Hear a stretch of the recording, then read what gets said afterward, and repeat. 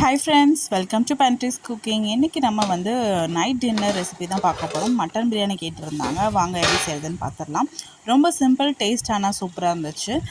பிரியாணி பாத்திரத்தில் 2 ஸ்பூன் நெய், ஒரு 2 ஸ்பூன் எண்ணெய் ஊற்றிட்டு பிரிஞ்சி இலை, லவங்கம், ஏலக்காய் போட்டுட்டு நல்லா வதக்கிட்டு ஒரு பட்டை போட்டுக்கோங்க. அதுக்கப்புறம் நல்லா நீட்டாக அரிஞ்சு வச்சுருக்க வெங்காயம், கொத்தமல்லி, புதினா, அதுக்கப்புறம் தக்காளி எல்லாத்தையும் போட்டுட்டு பச்சை மிளகாவும் போட்டு நல்லா வதக்கிக்கோங்க. உப்பு கொஞ்சம் சேர்த்துக்கோங்க, அப்போ சீக்கிரமாக வெங்காயம் வெந்துடும். அதுக்கப்புறம் இஞ்சி பூண்டு பேஸ்ட் ஆட் பண்ணிவிட்டு கொஞ்சம் மஞ்சள்தூள், அதுக்கப்புறம் நான் வீட்லேயே அரைச்ச கரம் மசாலா, இதை தவிர்த்து நான் வேறு எந்த மசாலாவும் ஆட் பண்ணலை. டேஸ்ட் ஆனால் சூப்பராக இருந்துச்சு.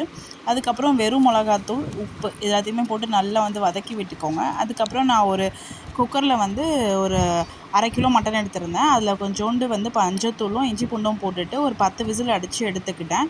அதையும் ஆட் பண்ணிவிட்டு இந்த மசாலாவில் அதுக்கப்புறம் ஒரு 1/2 மணி நேரம் ஊற வச்சுருக்க பாஸ்மதி ரைஸையும் போட்டுட்டு நல்லா கிளறி விட்டுட்டு உப்பு காரம் பார்த்துட்டு ஒரு 20 நிமிஷம் தம் போட்டு எடுத்திங்கன்னா சூப்பரான மட்டன் பிரியாணி ரெடி ஆகிடும்.